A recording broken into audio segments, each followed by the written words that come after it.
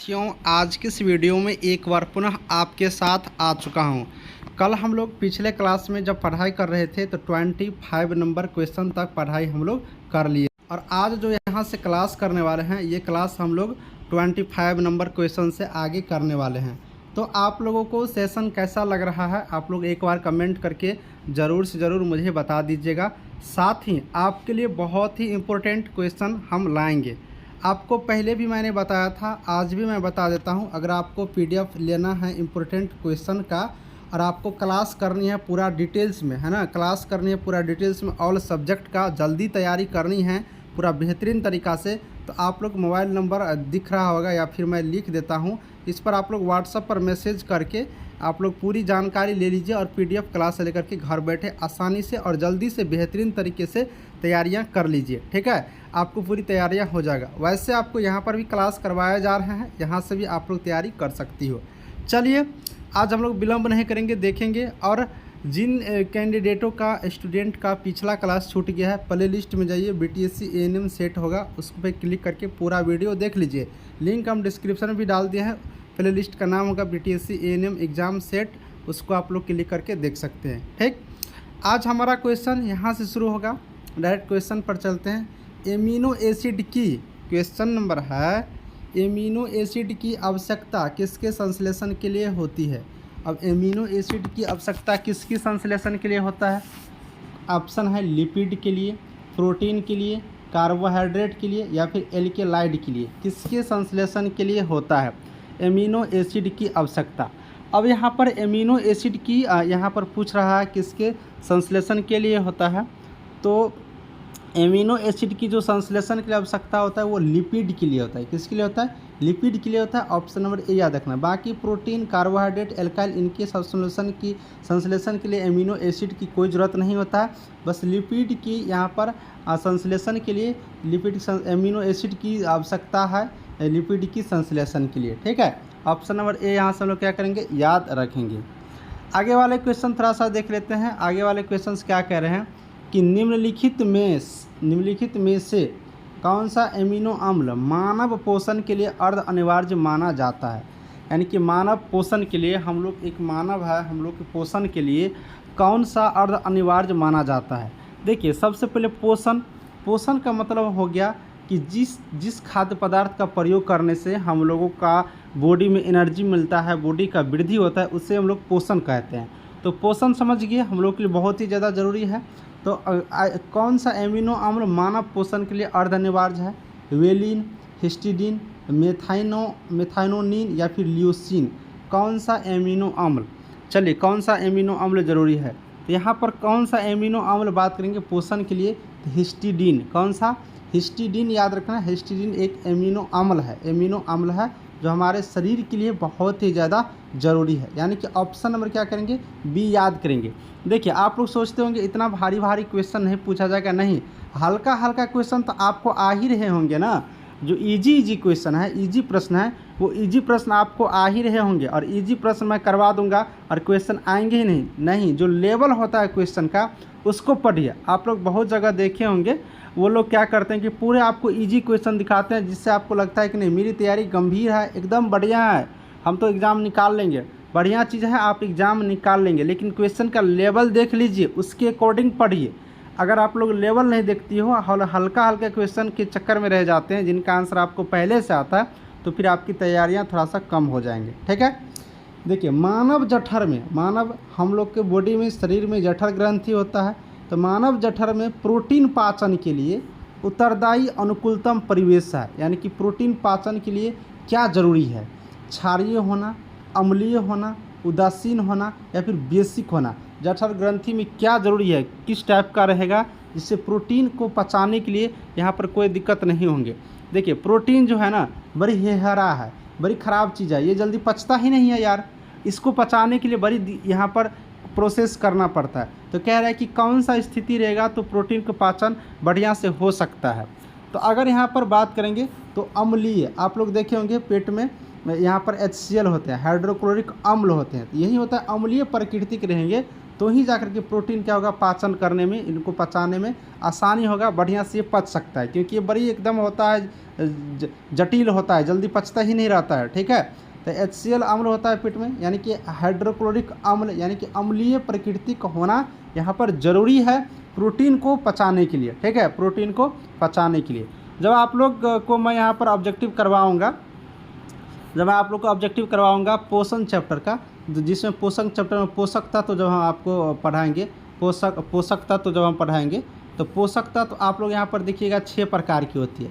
पोषक तत्व 6 प्रकार की, क्या क्या, तो आप लोग को वसा दिखेगा, आप लोग को खनिज लवण दिखेंगे, उसके बाद यहाँ पर विटामिन दिखेंगे, उसके बाद यहाँ पर कार्बोहाइड्रेट देखिएगा, इसके बाद यहाँ पर प्रोटीन देखिएगा, है ना, प्रोटीन देखिएगा, इतना चीज़ हो गया। और एक होता है आपको जल, तो ये 6 चीज़ आप यहाँ पर पोषक तत्व देखिएगा। इसी में यहाँ पर ये प्रोटीन है, इसी खनिज लवण में से एक क्या होता है, प्रोटीन, जो यहाँ पर देख रहे हैं, यही प्रोटीन यहाँ पर देखने को मिलता है। तो प्रोटीन को डिटेल्स में हम कार्बोहाइड्रेट, जल, सब कुछ आपको बताएंगे पाचन चैप्टर जब पढ़ेंगे, पोषण चैप्टर जब पढ़ेंगे, उसमें पोषक तत्व के बारे में पढ़ेंगे, उसमें हम लोग यहाँ से देखेंगे। ठीक है, ये चीज़ हो गया। यही कहता है प्रोटीन को पचाने के लिए कैसा प्राकृतिक होना चाहिए, कैसा क्षेत्र होना चाहिए, तो अम्लीय टाइप का होगा, तो ही ये आसानी से पच सकते हैं। अब देखिए कितनी आसानी से क्वेश्चन आ गया है, और बेहतरीन क्वेश्चन, कौन सा एंजाइम प्रोटीन को पेप्टोन में बदलता है।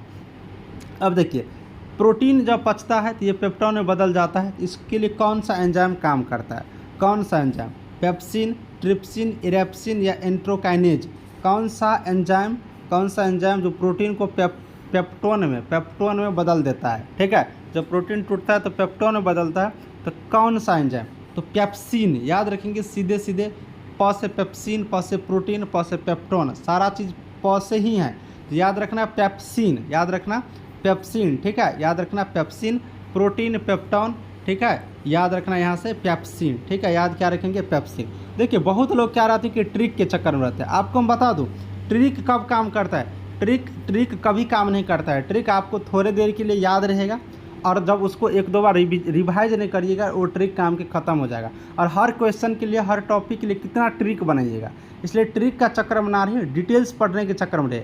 डिटेल्स अगर आप लोग को जानकारी रहते हैं ना, तो वो बहुत ज़्यादा दिन तक आपको याद रहेंगे। ठीक है, इसलिए ट्रिक के चक्कर में बहुत सारे लोग कहते हैं सर ट्रिक बताइए, कितना ट्रिक होता है, विटामिन के लिए, कार्बोहाइड्रेट के लिए, पोषण तत्व के लिए, पाचन के लिए, श्वसन के लिए, कंकाल तंत्र के लिए, सब के लिए ट्रिक बनाते रहेंगे तो आपको ट्रिक ही लगेगा कि बहुत सारा ट्रिक हो गया। इसलिए ट्रिक नहीं, डिटेल्स उसकी जानकारी रखिए, जिससे कि आपको कभी भी भूलेंगे ही नहीं। भूल भी जाओगे तो थोड़ा सा याद ही रहेगा। ठीक है, थोड़ा सा आपको याद ही रहेगा। ट्रिक में क्या होता है मैं आपको बताता हूँ। ट्रिक में क्या होता है, ट्रिक में आपको छोटा दिखेगा, ठीक है, डिटेल्स में आपको बड़ा दिखेगा। डिटेल्स मतलब हो ही गया, डिटेल्स मतलब बड़ा दिखेगा। तो ट्रिक छोटा दिखेगा तो छोटा टाइम के लिए याद भी रहेगा। मान लो आपको कोई छोटी बात बोल दिया और कोई पूरी कहानी सुना दिया, कौन सा याद रहेगा, पूरी कहानी वाला याद रहेगा। इसलिए डिटेल्स याद करिए, कहानी की तरफ पूरा बढ़िया से, ज़्यादा लंबा चौड़ा पढ़िए, जिससे आपको भूलते थोड़ा सा ही बच गया ना, तो वो एग्ज़ाम में आपको काम आ जाएगा। लेकिन ट्रिक छोटा सा पढ़िएगा, तुरंत भूल जाइएगा तो आपको एग्जामों में याद नहीं आएगा कि क्या ट्रिक लगाए थे, ओ ट्रिक का थोड़ा सा गड़बड़ हो गया नहीं। इसलिए कभी भी ट्रिक के चक्कर में ना रहे। अगर जॉब लेनी है तो, किसी भी जॉब की तैयारी कर रहे हैं तो एकदम डिटेल्स पढ़ने के चक्कर में रहे, ठीक है। चलिए आगे हम लोग देखते हैं, तो कौन सा एंजाइम प्रोटीन को पेप्टोन बनाता है, तो पेप्सिन याद रखेंगे। ऑप्शन नंबर क्या याद रखेंगे, यहाँ से ए याद रखेंगे, ठीक है। अब आगे हम लोग यहाँ से थोड़ा सा चलते हैं अगले वाले क्वेश्चन पर। देखिए मानव तंत्र में निम्नलिखित में से, ठीक है, मानव तंत्र में निम्नलिखित में से कौन सा एक पाचक एंजाइम नहीं है। मानव तंत्र है, इसमें से कौन सा एक पाचक एंजाइम नहीं है, यानी कि पचाने के लिए कौन सा एंजाइम काम नहीं करते हैं। पेप्सिन तो काम कर रहा है, अभी ये देखिए प्रोटीन को पेप्टोन बना रहा था। बाकी ट्रिप्सिन, गैस्ट्रिन, टाइलिन, ये 3 बच गया है। बताओ इस 3 में ही आपको बताना है, ठीक है। बताओ किन्हीं को याद है तो। पाचन यानी कि पाचक एंजाइम नहीं है, पचाने में कोई काम ही नहीं करता है, कोई मददें नहीं करती है, ठीक है। कौन सा नहीं है ये आप लोग यहाँ से बताना है। चलिए बताइए जल्दी से। बिल्कुल बढ़िया, बिल्कुल बहुत बढ़िया। पेप्सिन पचाने में काम करते हैं, गैस्ट्रिन भी और टाइलिन भी। टाइलिन तो एक एंजाइम ही है जो मुंह में पाया जाता है, आपको पहले बताए थे। सॉरी, ये गैस्ट्रिन कोई काम नहीं करता है। पेप्सिन, ट्रिप्सिन और टैलिन कार्य करते हैं और ये गेस्ट्रिन कोई काम नहीं करते हैं। ऑप्शन नंबर क्या है, सी याद रखना, ठीक है।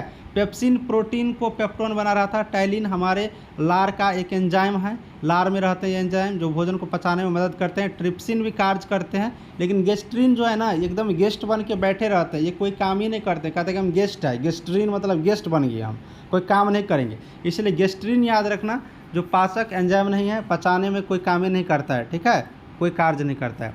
दूध को दही में स्कंदित करने वाला एंजाइम, अब दूध को दही में स्कंदित करने वाला एंजाइम कौन सा है, कौन सा एंजाइम है जो दूध को क्या करता है, दही में स्कंदित कर देना है।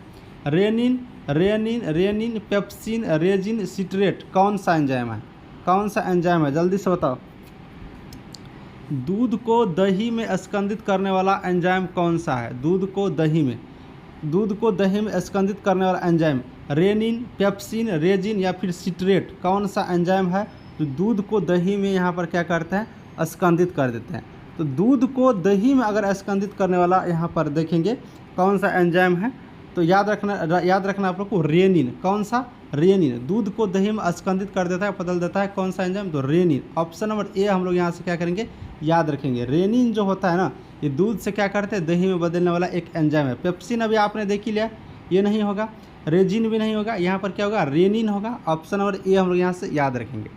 दूध को प्रोटीन को पचाने वाला एंजाइम, अब दूध में जो प्रोटीन होता है उसको पचाने वाला एंजाइम, पहले ही बता दें ये प्रोटीन बड़ा गड़बड़ चीज़ होता है, ये जल्दी क्या होता है कि मतलब जल्दी ये पचते ही नहीं रहता है। तो दूध में जो प्रोटीन होता है उसको पचाने के लिए कौन सा एंजाइम, अभी ऊपर ही क्वेश्चन पर पेप्सिन नहीं होगा, ये प्रोटीन को पेप्टोन बनाता है। ट्रिप्सिन भी नहीं होगा, क्या होगा, रेनिन होगा, अभी तुरंत आपने पढ़ा ना ऊपर में, रेनिन। रेनिन जो दूध में प्रोटीन होता है उसको पचाने के लिए कार्य करने वाला एक एंजाइम है। तो याद रखेंगे यहाँ से क्या चीज़, रेनिन, क्या याद रखेंगे, रेनिन। ऑप्शन नंबर सी याद रखेंगे, ठीक है, जो दूध में प्रोटीन होता है उसको पचाने में यहाँ पर मदद करते हैं। चलिए आगे देख लेते हैं, दूध में कौन सा प्रोटीन शर्करा युग्म होता है, यानी कि शर्करा युग्म होता है कौन सा प्रोटीन, ठीक है, कौन सा प्रोटीन का यहाँ पर जोड़ा है जो शर्करा युग्म होता है, शर्करा जोड़ा में है। Casein sucrose, casein lactose, ferritin, albumin. अब यहाँ पर दूध वाला बात है तो फेरेटिन एल्बुमिन तो होगा नहीं, क्योंकि केसिन लगा है दो में, तो केसिन वाला ही होगा। बाकी दो में कौन सा होगा, तो दूध में जो प्रोटीन को शर्करा युग्म में रहता है वो केसिन और लैक्टोज होता है, केसिन और लैक्टोज होता है। ऑप्शन नंबर क्या होंगे, बी होंगे, ऑप्शन नंबर क्या होंगे, बी होंगे। ऑप्शन नंबर बी यहाँ से याद रखना, ठीक है। दूध में कौन सा प्रोटीन शर्करा युग्म होता है, तो केसिन और लैक्टोज, केसिन और लैक्टोज। ऑप्शन नंबर क्या याद रखना है, बी याद रखना है। और दूध में जो प्रोटीन होता है उसको पचाने के लिए कौन मदद करते हैं, तो रेनिन, कौन मदद करते हैं, तो रेनिन, ठीक है, रेनिन करते हैं और पाया जाता है केसिन और लैक्टोज, ठीक है। इस तरह से आप याद रखना, आपको दूध से रिलेटेड कोई भी क्वेश्चन यहाँ से नहीं छूटेंगे। दूध में पाया जाने वाला मुख्य प्रोटीन कौन सा है, अब दूध में पाया जाने वाला कौन सा मुख्य प्रोटीन है, कौन सा मुख्य प्रोटीन है, केसिन, ये सबको पता होगा, इसे बताने की कोई ज़रूरत ही नहीं है।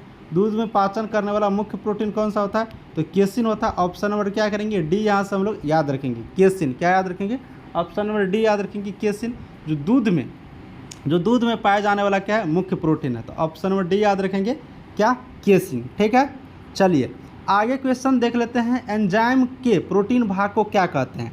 अब एंजाइम है, एंजाइम के प्रोटीन वाला भाग को क्या कहते हैं, iso enzyme, hello enzyme, apo enzyme, उपयुक्त में से सभी क्या कहते हैं, जल्दी बताओ।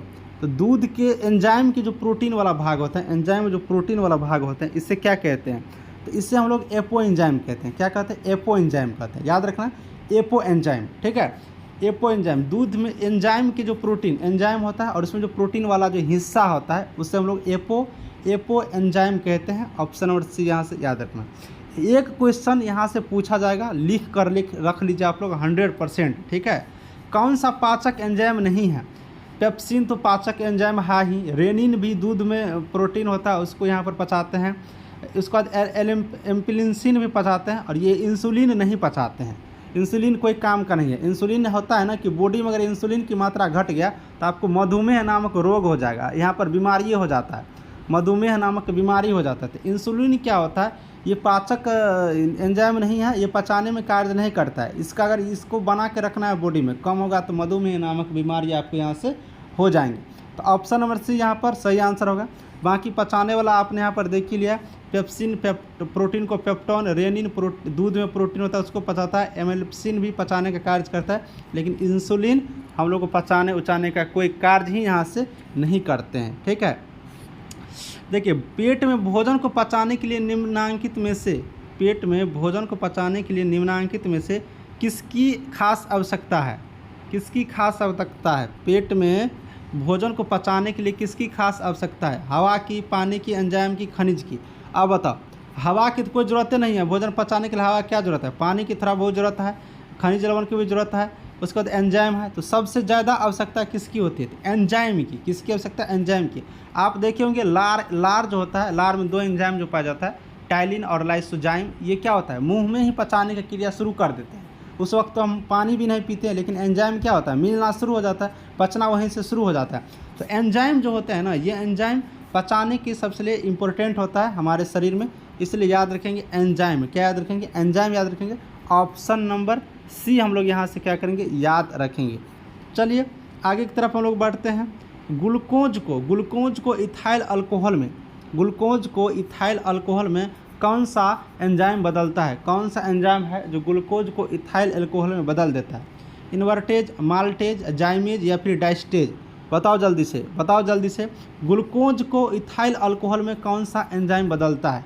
तो ग्लूकोज को इथाइल अल्कोहल में जो बदलने वाला होता है ये जाइमेज होता है। क्या होता है? जाइमेज होता है। ऑप्शन नंबर सी याद रखना, जाइमेज। ठीक है, क्या याद रखेंगे? ऑप्शन नंबर सी याद रखेंगे, जाइमेज होंगे। ठीक है, देखिए आपको मैं पुनः बता देता हूँ, पूरा डिटेल्स में अगर आप लोग पढ़ना चाहते हैं, थ्योरी प्लस ऑब्जेक्टिव, बहुत सारे ऑब्जेक्टिव हर सब्जेक्ट का, तो आप लोग क्लास ज्वाइन करिए। स्क्रीन पर आपको नंबर दिख रहा होगा, उस पर आप लोग व्हाट्सएप पर मैसेज करके पूरी जानकारी लेकर के क्लास ज्वाइन करिए। आपको ढेर सारी क्वेश्चंस पूरी डिटेल्स में आपको हर दिन कराए जाएंगे, है ना।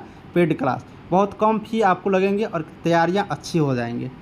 चलिए आगे वाले क्वेश्चन, किस एंजाइम की उपस्थिति के कारण HIV अपना आकार अक्सर बदल देता है? अब HIV रोग जो होता है, एड्स रोग जो होता है, तो ये किस एंजाइम की उपस्थिति के कारण अपना आकार बदल देता है? कहता है कि अपना आकार बदल लो, ठीक है, नहीं तो हम लोग यहाँ से हटा देंगे। तो किस एंजाइम की उपस्थिति के कारण? ऑप्शन है रिवर्स ट्रांसक्रिप्टस, एंट्रोकाइनेस, न्यूक्लियोटिडेस। बताओ किस एंजाइम की उपस्थिति के कारण प्रेजेंट रहते हैं HIV क्या करता है? अपना आकार बदल लेता है। तो इसमें रिवर्स ट्रांसक्रिप्टस याद रखना है, याद रखना। इस एंजाइम के प्रेजेंटेशन होने के कारण HIV क्या करते हैं? अपने आकार को क्या करते हैं? बदल लेते हैं, अपने आकार को यहाँ से बदल लेते हैं। आगे है मछली एक प्रथम श्रेणी का प्रोटीन है, क्योंकि उसमें होता है, यानी कि मछली में क्या होते हैं? एक प्रथम श्रेणी के प्रोटीन है, उसमें क्या होते हैं? आवश्यक एमिनो अम्ल, अनावश्यक एमिनो अम्ल। ये तो नहीं होगा, अनावश्यक तो रहेगा ही नहीं, सभी आवश्यक, ये सभी आवश्यक कभी नहीं रह सकता, कोई एमिनो अम्ल नहीं, ये तो गलत बात है। एमिनो अम्ल तो रहता है, तो 3 गलते हो गया, तो 1 नंबर वाला सही होगा, बिल्कुल 1 नंबर वाला सही होगा। आवश्यक एमिनो अम्ल रहते हैं, यानी कि ऑप्शन नंबर ए, है ना। तो प्रथम श्रेणी क्या प्रोटीन होता है मछली में, और इसमें ए क्या होता है? आवश्यक एमिनो अम्ल होते हैं। ऑप्शन नंबर ए यहाँ से एकदम बिल्कुल फटाक से याद रखना, डायरेक्ट आंसर लगा देना, ठीक है। मछली के प्रोटीन में एमिनो अम्ल। स्टार्च का शर्करा में पाचन किसके द्वारा होता है? स्टार्च के शर्करा में पाचन किसके द्वारा होता है? ये तो आसान क्वेश्चन है, टाइलिन के द्वारा। जो स्टार्च होता है, मंड होता है, हमारे मुंह में लार के माध्यम से पचना शुरू होता है, और लार में 2 चीज़ होता है, एक होता है टाइलिन भाई साहब, और दूसरा होता है लाइसोजाइम, है ना, लाइसोजाइम। तो ये दोनों एंजाइम होता है, तो यहाँ पर दोनों आंसर रहता है, तो दोनों होता, लेकिन दोनों में से कोई एक रहेगा तो आंसर होगा। तो टाइलिन वाला भैया है, तो टाइलिन को तुरंत लगा देंगे, ठीक है। ये आसानी से भोजन को पचाने में, स्टार्च को पचाने में लार में टाइलिन और लाइसोजाइम, तो टाइलिन वाला दिखेगा तो टाइलिन लगा देंगे। लाइसोजाइम दिखेगा, तो लाइसोजाइम को भी लगा देना है। दोनों में से कोई एक ही आंसर रहेंगे, इस बात को याद रखना, या फिर दोनों आंसर होते हैं तो दोनों इनका आंसर हो जाएगा, ठीक है, टाइलिन और लाइसोजाइम। तो ये भी चीज़ यहाँ से हम लोग क्या करेंगे? याद रखेंगे। निम्नलिखित में से कौन सा एक रेशेदार प्रोटीन है? रेशेदार प्रोटीन कौन सा है? रेशेदार protein, haemoglobin, albumin, carotene, enzyme, कौन सा एक रेशेदार प्रोटीन है? तो रेशेदार प्रोटीन कौन सा है? तो निम्नलिखित में से एक रेशेदार प्रोटीन की अगर हम लोग यहाँ से बात करते हैं तो हीमोग्लोबिन क्या है? एक रेशेदार प्रोटीन है। ऑप्शन नंबर ए हम लोग यहाँ से याद रखेंगे, ठीक है। कौन सा अंग पर उंगली के समान उभरी हुई संरचना होती है? कौन से अंग पर? ये तो आसान क्वेश्चन है भैया। कौन से अंग पर? छोटी आंत पर। छोटी आंत पर क्या होता है कि उंगली के समान एक उभरी हुई रचना होती है, ऑप्शन नंबर सी यहाँ से याद रखना, ठीक है। ऑप्शन नंबर सी याद रखना, एक उंगली की समान उभरी हुई रचना होती है। चलिए एक दो और कर लेते हैं। मानव शरीर में पाचन का अधिकांश भाग किस अंग से संपन्न होता है? पाचन का अधिकांश भाग पहले बता दिए, मुंह में पाचन की क्रिया शुरू हो जाता है, फिर ग्रास नली में जाता है, ग्रास नली के बाद फिर ये आमाशय में जाता है, पेट में आमाशय में जाता है, फिर ये छोटी आंत में जाता है, और छोटी आंत में जाकर के भोजन की पचने की क्रिया लगभग पूरा हो जाता है। लगभग क्या होता है? पूरा हो जाता है, यानी कि सीधा बात है, छोटी आंत इसका आंसर होगा। बड़ी मतलब नहीं, बड़ी आंत का मतलब समझ में मत जाना कि बड़ी आंत में सब कुछ हो जाएगा, नहीं। छोटी आंत में भोजन की पाचन की प्रक्रिया लगभग खत्म हो जाती है, तो छोटी याद रखेंगे। मुंह, ग्रास नली, आमाशय, फिर छोटी आंत, फिर बड़ी आंत, फिर यहाँ पर एकदम गुदा के माध्यम से बाहर निकल जाते हैं। तो छोटी आंत में पाचन क्रिया क्या होता है? लगभग यहाँ पर खत्म हो जाते हैं। ऑप्शन सी याद रखना। अधिकांश पोषक तत्व रक्त में कहाँ से अवशोषित किए जाते हैं? तो अधिकांश पोषक तत्व रक्त में कहाँ से अवशोषित किए जाते हैं? तो छोटी आंत से। अभी तुरंत आपने देखा छोटी आंत में ज़्यादा पाचन क्रिया हो जाते हैं, लगभग पूरा, तो छोटी आंत से किए जाते हैं, है ना, छोटी आंत से। तो साथियों अभी मैं 45 नंबर तक ही क्वेश्चन रहने देता हूँ, इससे आगे हम आपको नेक्स्ट क्लास में करा देंगे, ठीक है। ज़्यादा पढ़ेंगे सर के ऊपर चला जाएगा, इसलिए आप लोग इतना ही देखें। और डिटेल्स क्लास के लिए आप लोग ज्वाइन कर लीजिए क्लास पूरी बेहतरीन तरीके से। ऑल सब्जेक्ट की जितने GK, GS, reasoning, math, ANM सब सब्जेक्ट की तैयारी आप लोग को हो जाएगा वहाँ से। और क्लास को यहीं पर ख़त्म करते हैं। कैसा लगा क्लास कमेंट बॉक्स में ज़रूर बताइएगा। मिलूँगा नेक्स्ट वीडियो में। Thank you.